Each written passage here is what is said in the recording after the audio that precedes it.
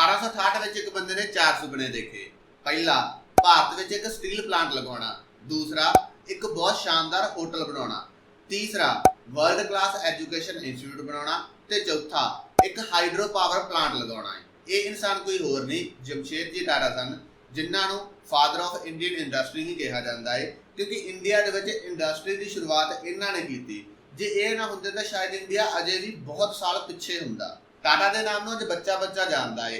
ਕਿਉਂ? ਕਿਉਂਕਿ ਜੋ ਕੰਮ ਇਹਨਾਂ ਨੇ ਇੰਡੀਆ ਦੇ ਲਈ ਕਰਤਾ ਹੈ ਉਹ ਹਰੇਕ ਕਿਸੇ ਦੇ ਵੱਸ ਦਾ ਰੋਗ ਨਹੀਂ। ਇਨਫਰਾਸਟ੍ਰਕਚਰ ਦੇ ਲਈ ਜਦੋਂ ਇੰਡੀਆ ਨੂੰ ਸਟੀਲ ਦੀ ਲੋੜ ਸੀ ਤਾਂ ਪਹਿਲੀ ਸਟੀਲ ਕੰਪਨੀ ਲੱਗੀ ਟਾਟਾ ਦੀ। ਆਈਟੀ ਦਾ ਦੌਰ ਚੱਲਿਆ ਤਾਂ ਆਈਟੀ ਦੀ ਪਹਿਲੀ ਕੰਪਨੀ ਇੰਡੀਆ ਦੇ ਵਿੱਚ ਸਟਾਰਟ ਕੀਤੀ ਟਾਟਾ ਨੇ। ਇੰਡੀਆ ਦੇ ਵਿੱਚ ਐਜੂਕੇਸ਼ਨ ਨੂੰ ਪ੍ਰਮੋਟ ਕਰਨ ਦੇ ਲਈ ਪਹਿਲਾ ਰਿਸਰਚ ਇੰਸਟੀਚਿਊਟ ਖੋਲਿਆ ਟਾਟਾ ਨੇ। ਇੰਡੀਆ ਦਾ ਬਲਕਿ ਏਸ਼ੀਆ ਦਾ ਪਹਿਲਾ ਕੈਂਸਰ ਹਸਪੀਟਲ ਖੋਲਿਆ ਟਾਟਾ ਨੇ। ਜਦੋਂ ਹੋਟਲਾਂ ਦੇ ਬਾਹਰ ਲਿਖ ਦਿੱਤਾ ਜਾਂਦਾ ਸੀ ਕਿ Indians and dogs are not allowed, ਤਾਂ ਉਸ ਸਮੇਂ ਇੱਕ ਇੰਡੀਆ ਦੇ ਵਿੱਚ ਲਗਜ਼ਰੀ ਹੋਟਲ ਖੋਲਿਆ ਟਾਟਾ ਨੇ। ਕੁੱਲ ਮਿਲਾ ਕੇ ਇੰਡੀਆ ਦੇ ਵਿੱਚ ਜਿੰਨੇ ਵੀ ਵੱਡੇ ਕੰਮ ਹੋਏ ਉਹਨਾਂ ਦੇ ਵਿੱਚ ਟਾਟਾ ਡਾਇਰੈਕਟਲੀ ਜਾਂ ਇਨਡਾਇਰੈਕਟਲੀ ਇਨਵੋਲਵਡ ਰਿਹਾ ਹੀ ਹੈ। ਟਾਟਾ ਗਰੁੱਪ ਦੀਆਂ 100 ਤੋਂ ਜ਼ਿਆਦਾ ਕੰਪਨੀਆਂ ਨੇ, ਜਿਨ੍ਹਾਂ ਵਿੱਚੋਂ 29 ਸ਼ੇਅਰ ਮਾਰਕੀਟ ਵਿੱਚ ਲਿਸਟ ਨੇ। ਟਾਟਾ ਗਰੁੱਪ ਦੀ ਟੋਟਲ ਮਾਰਕੀਟ ਕੈਪ 311 ਬਿਲੀਅਨ ਆ, ਜਿਹੜੀ ਕਿ BSE ਬੰਬੇ ਸਟਾਕ ਐਕਸਚੇਂਜ ਦਾ ਲਗਭਗ 9% ਆ। ਮਤਲਬ BSE ਵਿੱਚ ਲਗਭਗ 5300 ਕੰਪਨੀਆਂ ਲਿਸਟਡ ਨੇ, ਜਿਨ੍ਹਾਂ ਵਿੱਚੋਂ 9% ਸਿਰਫ ਟਾਟਾ ਗਰੁੱਪ ਹੀ ਸਾਂਭੀ ਬੈਠਾ ਹੈ। ਇਹ ਆ ਟਾਟਾ ਦੀ ਪਾਵਰ। ਰੁਜ਼ਗਾਰ ਦੇਣ ਦੇ ਮਾਮਲੇ ਵਿੱਚ ਟਾਟਾ ਭਾਰਤ ਦਾ ਤੀਜਾ ਸਭ ਤੋਂ ਵੱਡਾ ਰੁਜ਼ਗਾਰਦਾਤਾ ਹੈ। ਸਭ ਤੋਂ ਪਹਿਲਾਂ ਹੁੰਦੀ ਹੈ ਇੰਡੀਅਨ ਆਰਮੀ, ਫਿਰ ਆਉਂਦੀ ਹੈ ਇੰਡੀਅਨ ਰੇਲਵੇ, ਤੀਸਰੇ ਨੰਬਰ ਤੇ ਹੁੰਦਾ ਹੈ ਟਾਟਾ ਗਰੁੱਪ। 9,35,000 ਜੌਬਸ ਦਿੱਤੀਆਂ ਨੇ ਟਾਟਾ ਗਰੁੱਪ ਨੇ। ਮਤਲਬ ਇਹ ਗਿਣਤੀ ਇੰਨੀ ਵੱਡੀ ਆ ਕਿ ਜੇ ਆਪਾਂ SBI, ਰਿਲਾਇੰਸ, HDFC, ਬਿਰਲਾ ਤੇ LIC ਇਹਨਾਂ 6 ਨੂੰ ਵੀ ਮਿਲਾ ਦਈਏ ਤਾਂ ਵੀ ਟਾਟਾ ਦੇ ਜਿਹੜੇ EMPLOYE ਆ ਉਹ ਜ਼ਿਆਦੇ ਆ। ਪੂਰੀ ਦੁਨੀਆ ਦੇ ਵਿੱਚ 100 ਤੋਂ ਜ਼ਿਆਦਾ ਦੇਸ਼ਾਂ ਦੇ ਵਿੱਚ ਟਾਟਾ ਗਰੁੱਪ ਆਪਰੇਟ ਕਰਦਾ। ਮਤਲਬ ਉੱਥੇ ਇਹਨਾਂ ਦੇ ਆਫਿਸ ਨੇ, EMPLOYE ਨੇ, ਉੱਥੇ ਪ੍ਰੋਡਕਸ਼ਨ ਹੁੰਦੀ ਆ, ਸਾਰੀਆਂ ਚੀਜ਼ਾਂ ਹੁੰਦੀਆਂ ਹੈ। ਤੇ 150 ਤੋਂ ਜ਼ਿਆਦਾ ਕੰਟਰੀਜ਼ ਦੇ ਵਿੱਚ ਇਹਦੀਆਂ ਜਿਹੜੇ ਪ੍ਰੋਡਕਟ ਆ ਤੇ ਸਰਵਿਸ ਆ ਉਹਨਾਂ ਨੂੰ ਯੂਜ਼ ਕੀਤਾ ਜਾਂਦਾ ਹੈ। ਹੁਣ ਵੱਡੀ ਗੱਲ ਇਹ ਨਹੀਂ ਕਿ ਟਾਟਾ ਕੰਪਨੀ ਕਿੰਨਾ ਕਮਾਉਂਦੀ ਆ ਹਨਾ, ਕਿੰਨਾ ਨੇ ਬਿਜ਼ਨਸ ਐਕਸਪੈਂਡ ਕਰ ਲਿਆ। ਵੱਡੀ ਗੱਲ ਇਹ ਆ ਕਿ ਇੰਨਾ ਵੱਡਾ ਹੋਣ ਦੇ ਬਾਵਜੂਦ ਵੀ ਇਸ ਗਰੁੱਪ ਦਾ ਪ੍ਰਮੋਟਰ ਕਦੇ ਵੀ ਇੰਡੀਆ ਦੇ ਜਿਹੜੇ ਸਭ ਤੋਂ ਅਮੀਰ ਲੋਕ ਆ ਉਹਨਾਂ ਵਿੱਚ ਨਹੀਂ ਆਇਆ। ਕਾਰਨ ਇਹਦਾ ਕੀ ਆ? ਕਿਉਂਕਿ ਹੁਣ ਜੇ ਦੇਖੀਏ ਇੰਡੀਆ ਦੇ ਵਿੱਚ ਸਭ ਤੋਂ ਵੱਡੀ ਕੰਪਨੀ ਰਿਲਾਇੰਸ ਆ, ਉਹਦੇ ਪ੍ਰਮੋਟਰ ਅੰਬਾਨੀ ਸਾਹਿਬ ਇੰਡੀਆ ਦੇ ਸਭ ਤੋਂ ਅਮੀਰ ਨੇ। ਅਡਾਨੀ ਗਰੁੱਪ ਵੱਡਾ ਹੋ ਰਿਹਾ ਸੀ, ਅਡਾਨੀ ਸਾਹਿਬ ਸਭ ਤੋਂ ਅਮੀਰ ਹੋ ਗਏ। ਹੋਰ ਕੋਈ ਵੀ ਜੇ ਟੈਸਲਾ ਕੰਪਨੀ ਵੱਡੀ ਹੋ ਰਹੀ ਸੀ ਤਾਂ ਐਲਨ ਮਸਕ ਸਾਹਿਬ ਸਭ ਤੋਂ ਅਮੀਰ ਹੋ ਗਏ ਸੀ।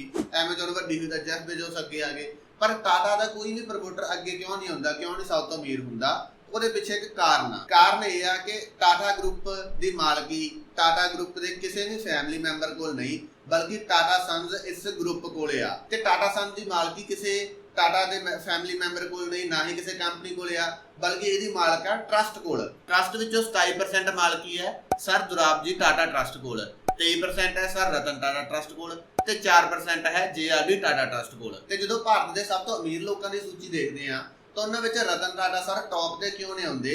ਕਿਉਂਕਿ ਉਹਨਾਂ ਕੋਲ ਇਸ ਗਰੁੱਪ ਦੀ ਸਿਰਫ 0.83% ਮਾਲਕੀ ਆ, 1% ਮਾਲਕੀ ਵੀ ਹੈ ਨਹੀਂ। ਹੁਣ ਟਾਟਾ ਗਰੁੱਪ ਦੇ ਅਸਲੀ ਓਨਰ ਇਹ ਟਰਸਟ ਨੇ ਤੇ ਇਹ ਜਿਹੜਾ ਸਾਰਾ ਪੈਸਾ ਕਮਾਇਆ ਜਾਂਦਾ ਇਹ ਟਰਸਟ ਕੋਲ ਜਾਂਦਾ। ਤੇ ਟਰਸਟ ਕਰਦਾ ਕੀ ਆ? ਟਰਸਟ ਇਸ ਪੈਸੇ ਨੂੰ ਚੈਰਿਟੀ ਦੇ ਵਿੱਚ ਦਿੰਦਾ ਹੈ। ਇਸੇ ਲਈ ਕਹਿੰਦੇ ਆ ਕਿ ਜਿਹੜੀਆਂ ਆਮ ਕੰਪਨੀਆਂ ਹੁੰਦੀਆਂ ਉਹ ਬਹੁਤ ਸਾਰਾ ਪੈਸਾ ਕਮਾ ਕੇ ਫਿਰ ਚੈਰਿਟੀ ਕਰਦੀਆਂ, ਪਰ ਟਾਟਾ ਇਹੋ ਜਿਹੀ ਕੰਪਨੀ ਹੈ ਜਿਹੜੀ ਕਮਾਉਂਦੀ ਹੀ ਚੈਰਿਟੀ ਕਰਨ ਦੇ ਲਈ ਆ। ਇਸ ਵੀਡੀਓ ਦੇ ਵਿੱਚ ਆਪਾਂ ਟਾਟਾ ਗਰੁੱਪ ਦਾ ਓਵਰਵਿਊ ਦੇਖਾਂਗੇ ਕਿ ਕਿਵੇਂ ਇਸ ਗਰੁੱਪ ਨੇ ਐਕਸਪੈਂਡ ਕੀਤਾ, ਕਿਵੇਂ ਇੰਨਾ ਵੱਡਾ ਬਣਿਆ ਹੈ ਗਰੁੱਪ, ਕਿਵੇਂ ਜਿਹੜੇ ਇਹਨੂੰ ਸੰਭਾਲਣ ਵਾਲੇ ਆਏ ਸੀ ਉਹਨਾਂ ਨੇ ਇਸ ਦੇ ਵਿੱਚ ਨਵੀਆਂ ਚੀਜ਼ਾਂ ਐਡ ਕੀਤੀਆਂ, ਕਿਵੇਂ ਉਹਨਾਂ ਨੇ ਦੇਸ਼ ਦੇ ਲਈ ਕੰਮ ਕੀਤਾ। ਸਾਰੀਆਂ ਚੀਜ਼ਾਂ ਦੇਖਾਂਗੇ ਪੀੜ੍ਹੀ ਦਰ ਪੀੜ੍ਹੀ ਕਿਵੇਂ ਹੋਈਆਂ। ਇਸ ਤੋਂ ਬਾਅਦ ਆਪਾਂ ਇਹ ਸੀਰੀਜ਼ ਦੇ ਵਿੱਚ ਟਾਟਾ ਗਰੁੱਪ ਦੀਆਂ ਕੱਲੀਆਂ ਕੰਪਨੀਆਂ ਦੀ ਕੇਸ ਸਟੱਡੀ ਵੀ ਕਰਾਂਗੇ, ਕਿਉਂਕਿ ਜੋ ਕੰਮ ਟਾਟਾ ਨੇ, ਜੋ ਕੰਟਰੀਬਿਊਸ਼ਨ ਟਾਟਾ ਨੇ ਕੀਤਾ ਹੈ ਇੰਡੀਆ ਦੀ ਗਰੋਥ ਦੇ ਲਈ, ਉਹਦੇ ਲਈ ਦਿਲ ਦੇ ਵਿੱਚ ਇੱਕ ਵੱਖਰੀ ਰਿਸਪੈਕਟ ਹੈ। ਇਸ ਲਈ ਤੁਹਾਨੂੰ ਵੀ ਰਿਕੁਐਸਟ ਹੈ ਕਿ ਆਪਣੇ ਦੋਸਤਾਂ ਨਾਲ ਇਸ ਵੀਡੀਓ ਨੂੰ ਜ਼ਰੂਰ ਸ਼ੇਅਰ ਕਰ ਦਿਓ। ਤਾਂ ਗੱਲ ਸ਼ੁਰੂ ਕਰਦੇ ਹਾਂ ਜਮਸ਼ੇਦਜੀ ਟਾਟਾ ਜੀ ਤੋਂ, ਜਿਨ੍ਹਾਂ ਨੇ ਇਸ ਗਰੁੱਪ ਦੀ ਨੀਂਹ ਰੱਖੀ, ਟਾਟਾ ਗਰੁੱਪ ਦੀ ਸ਼ੁਰੂਆਤ ਕੀਤੀ। 1874 ਦੇ ਵਿੱਚ ਉਹਨਾਂ ਨੇ ਇੱਕ ਟੈਕਸਟਾਈਲ ਮਿਲ ਦੀ ਸ਼ੁਰੂਆਤ ਕੀਤੀ ਜਿਹਦਾ ਨਾਮ ਸੀ ਐਂਪਰੈਸ ਮਿਲ। ਉਸ ਸਮੇਂ ਸਾਰੇ ਕਾਰੋਬਾਰ ਜਿਹੜੇ ਲੰਡਨ ਵਿੱਚ ਸ਼ੁਰੂ ਚੱਲਦੇ ਸੀਗੇ। ਇੰਡੀਆ ਦੇ ਵਿੱਚ ਕੋਈ ਮਿਲ ਸ਼ੁਰੂ ਕਰਨਾ ਆਪਣੇ ਆਪ ਵਿੱਚ ਹੀ ਇੱਕ ਬਹੁਤ ਵੱਡਾ ਕੰਮ ਸੀ। ਇਸੇ ਲਈ ਜਮਸ਼ੇਦਜੀ ਟਾਟਾ ਜੀ ਨੂੰ ਫਾਦਰ ਆਫ ਇੰਡੀਅਨ ਇੰਡਸਟਰੀ ਵੀ ਕਿਹਾ ਜਾਂਦਾ ਹੈ। ਤਾਂ ਜਦੋਂ ਉਹਨਾਂ ਨੇ ਸ਼ੁਰੂਆਤ ਕੀਤੀ ਸੀ ਤਾਂ ਨਾ ਉਸ ਸਮੇਂ ਜਿਹੜਾ ਪੂਰੀ ਦੁਨੀਆ ਦੇ ਵਿੱਚ ਜਿਹੜੀ ਮਜ਼ਦੂਰਾਂ ਦੀ ਹਾਲਤ ਬਹੁਤ ਤਰਸਯੋਗ ਸੀ। ਮਤਲਬ 18 ਘੰਟੇ ਕੰਮ ਕਰਾਉਣੇ, ਕੋਈ ਛੁੱਟੀ ਨਹੀਂ, ਕੋਈ ਉਹਨਾਂ ਦੇ ਲਈ ਕੋਈ ਸਕੀਮ ਨਹੀਂ ਹੈਗੀ ਸੀ। ਮਤਲਬ ਬਹੁਤ ਬੁਰਾ ਹਾਲ ਸੀ ਤੇ ਇੰਡੀਆ ਦੇ ਵਿੱਚ ਹਾਲਤ ਹੋਰ ਵੀ ਖਸਤਾ ਸੀ।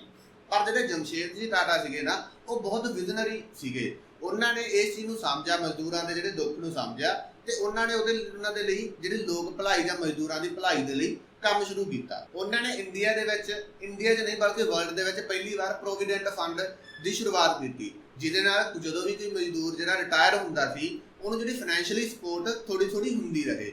ਇਸ ਦੇ ਇਲਾਵਾ ਸਿਰਫ ਇਹੀ ਨਹੀਂ, ਹੋਰ ਵੀ ਬਹੁਤ ਸਾਰੇ ਕੰਮ ਕੀਤੇ, ਜਿਵੇਂ ਮਜ਼ਦੂਰਾਂ ਦੇ ਲਈ ਮੈਡੀਕਲ ਇੰਸ਼ੋਰੈਂਸ ਕਰਨਾ, ਉਹਨਾਂ ਜਿਹੜੇ ਕੰਮ ਦੇ ਘੰਟੇ ਉਹ ਡਿਸਾਈਡ ਕਰਨੇ, ਫੈਮਿਲੀ ਡੇ ਬਣਾਉਣੇ, ਸਪੋਰਟਸ ਡੇ ਬਣਾਉਣੇ, ਜਿਹੜੇ ਮਜ਼ਦੂਰ ਹੈਗੇ ਉਹਨਾਂ ਦੇ ਕੰਪੀਟੀਸ਼ਨ ਕਰਾਉਣੇ ਜਿਨ੍ਹਾਂ ਦੇ ਵਿੱਚ ਉਹਨਾਂ ਨੂੰ ਕੋਈ ਅਵਾਰਡ ਜਿਵੇਂ ਕੈਸ਼ ਜਾਂ ਗੋਲਡ ਮਿਲ ਸਕੇ, ਕੋਈ ਜਿਹੜੇ ਉਹਨਾਂ ਦੇ ਟੈਲੈਂਟ ਹੈਗੇ ਆ ਉਹਨੂੰ ਵਧਾਉਣ ਦੇ ਲਈ ਪ੍ਰੋਗਰਾਮ ਸ਼ੁਰੂ ਕੀਤੇ, ਜਿਹੜੇ ਵਰਕਰ ਸੀ ਉਹਨਾਂ ਦੇ ਬੱਚਿਆਂ ਨੂੰ ਪੜ੍ਹਨ ਲਿਖਣ ਦੇ ਅੱਗੇ ਮੌਕੇ ਦਿੱਤੇ। ਉਸ ਸਮੇਂ ਸ਼ੁਰੂ ਕੀਤਾ ਇਹ ਕੰਮ ਅੱਜ ਵੀ ਟਾਟਾ ਦੇ ਵਿੱਚ ਫੋਲੋ ਹੋ ਰਿਹਾ ਹੈ। ਤਾਂ ਹੁਣ ਗੱਲ ਕਰਦੇ ਜਿਹੜੇ ਉਹਨਾਂ ਨੇ 4 ਸੁਪਨੇ ਦੇਖੇ ਸੀ, ਉਹਨਾਂ ਵਿੱਚੋਂ ਪਹਿਲਾ ਟਾਟਾ ਸਟੀਲ ਦੀ। ਜਮਸ਼ੇਦਜੀ ਟਾਟਾ ਮਾਨਚੈਸਟਰ ਦੇ ਵਿੱਚ ਇੱਕ ਲੈਕਚਰ ਅਟੈਂਡ ਕਰਨ ਗਏ, ਜਿੱਥੇ ਇੱਕ ਬਹੁਤ ਵੱਡਾ ਇਕਨੋਮਿਸਟ ਆਇਆ ਸੀ ਜਿਹਦਾ ਨਾਮ ਸੀ ਥੇਮਸ ਕਾਰਲਾਈਨ।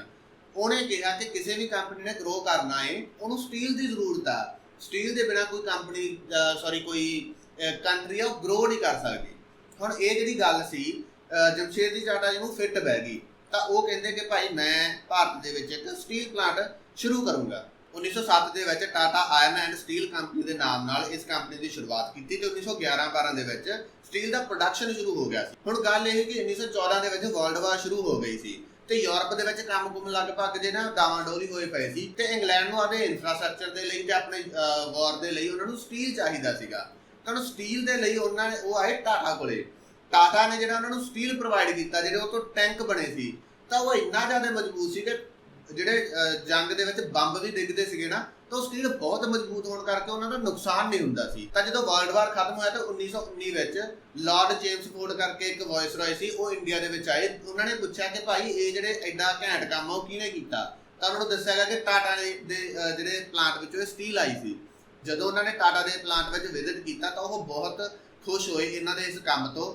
ਤੇ ਉਸ ਸਮੇਂ ਜਿਹੜਾ ਸਾਕਚੀ ਪਿੰਡ ਦੇ ਵਿੱਚ ਇਹ ਪਲਾਂਟ ਲੱਗਿਆ ਸੀ, ਤਾਂ ਉਹਨਾਂ ਨੇ ਜਮਸ਼ੇਦਜੀ ਟਾਟਾ ਦੇ ਸਨਮਾਨ ਦੇ ਲਈ ਉਸ ਪਿੰਡ ਸਾਕਚੀ ਦਾ ਨਾਮ ਬਦਲ ਕੇ ਜਮਸ਼ੇਦਪੁਰ ਰੱਖ ਦਿੱਤਾ, ਜਿਹਨੂੰ ਟਾਟਾ ਨਗਰ ਵੀ ਕਿਹਾ ਜਾਂਦਾ ਹੈ। ਦੂਸਰਾ ਸੀ ਤਾਜ ਹੋਟਲ। ਦੇਖੋ ਉਸ ਸਮੇਂ ਨਾ ਹੋਟਲਾਂ ਦੇ ਵਿੱਚ ਲਿਖਿਆ ਜਾਂਦਾ ਸੀ ਕਿ dogs and Indians are not allowed. ਇਹ ਗੱਲ ਉਹਨਾਂ ਨੂੰ ਬੜੀ ਚੁੱਭੀ ਸੀਗੀ, ਇਸ ਲਈ ਉਹਨਾਂ ਨੇ ਇਹ ਸੁਪਨਾ ਸੀ ਉਹਨਾਂ ਦਾ ਕਿ ਇੱਕ ਇੰਡੀਆ ਦੇ ਵਿੱਚ ਇੱਕ ਵਧੀਆ ਹੋਟਲ ਬਣਾਉਣਾ ਹੈ ਤੇ 1903 ਦੇ ਵਿੱਚ ਇਸ ਜਿਹੜਾ ਹੋਟਲ ਆ ਉਹ ਬਣਾ ਕੇ ਤਿਆਰ ਕਰ ਦਿੱਤਾ। 1904 ਦੇ ਵਿੱਚ ਜਮਸ਼ੇਦਜੀ ਦੀ ਮੌਤ ਹੋ ਗਈ ਸੀ ਤੇ ਉਹਨਾਂ ਤੋਂ ਬਾਅਦ ਇਹ ਸਾਰੇ ਕੰਮ ਦੀ ਵਾਗਡੋਰ ਸੰਭਾਲੀ ਉਹਨਾਂ ਦੇ ਬੇਟੇ ਸਰ ਦੋਰਾਬਜੀ ਟਾਟਾ ਜੀ ਨੇ। ਤੀਸਰਾ ਸੁਪਨਾ ਸੀ ਇੰਡੀਆ ਦੇ ਵਿੱਚ ਵਰਲਡ ਕਲਾਸ ਐਜੂਕੇਸ਼ਨ ਇੰਸਟੀਚਿਊਟ ਬਣਾਉਣ ਦਾ। ਇਹਦੇ ਟਾਟਾ ਗਏ ਮੈਸੂਰ ਦੇ ਰਾਜਾ ਕੋਲ। ਮੈਸੂਰ ਦੇ ਰਾਜਾ ਨੇ 372 ਏਕੜ ਦਾ ਲੈਂਡ ਡੋਨੇਟ ਕੀਤੀ ਤੇ ਨਾਲ ਹੀ 5 ਲੱਖ ਰੁਪਈਆ ਵੀ ਦਿੱਤਾ ਤੇ ਹਰ ਸਾਲ ਇਹਨੂੰ ਮੇਨਟੇਨ ਕਰਨ ਦੇ ਲਈ 50,000 ਰੁਪਏ ਦੇਣ ਦਾ ਵਾਅਦਾ ਵੀ ਕੀਤਾ। ਹੁਣ ਇੰਨੇ ਸਭ ਦੇ ਬਾਵਜੂਦ ਵੀ ਇਹ ਇੰਸਟੀਚਿਊਟ ਨੂੰ ਬਣਾਉਣ ਦੇ ਲਈ ਜਿਹੜੀ ਫੰਡਿੰਗ ਆ ਨਾ ਉਹ ਘੱਟ ਪੈ ਗਈ ਸੀ।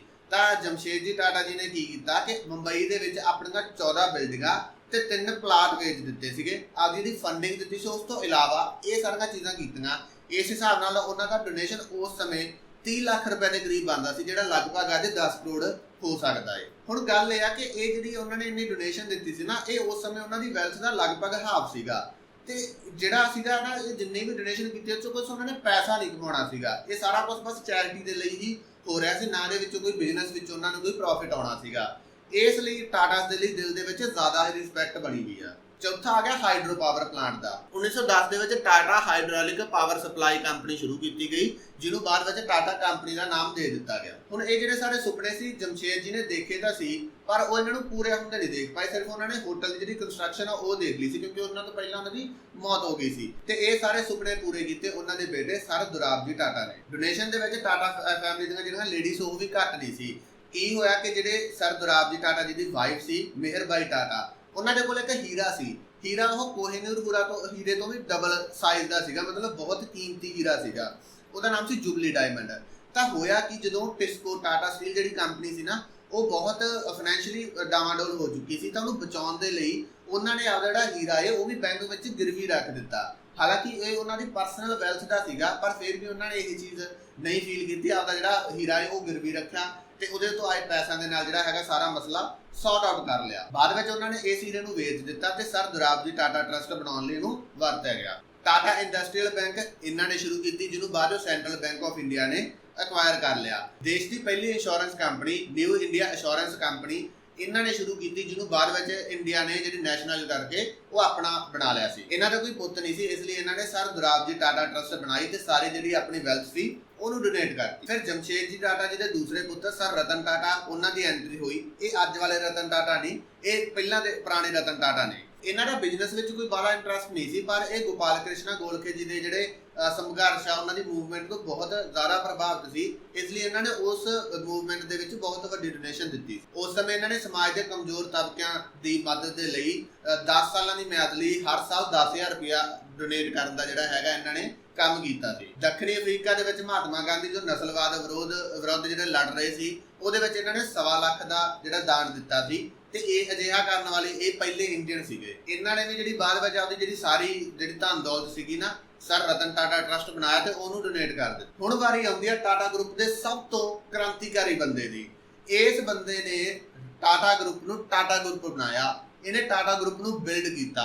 ਇਹ ਦੇਸ਼ ਦੇ ਇਕਲੌਤੇ ਵਪਾਰੀ ਸੀਗੇ ਜਿਨ੍ਹਾਂ ਨੂੰ ਭਾਰਤ ਦੇ ਦੋ ਸਭ ਤੋਂ ਵੱਡੇ ਸਨਮਾਨ ਮਿਲੇ ਸੀ, ਭਾਰਤ ਵਿਭੂਸ਼ਣ ਤੇ ਭਾਰਤ ਰਤਨ। ਇਹ ਸੀਗੇ JRD ਟਾਟਾ, ਜਹਾਂਗੀਰ, ਰਤਨ ਜੀ, ਦਾਦਾ ਭਾਈ ਟਾਟਾ।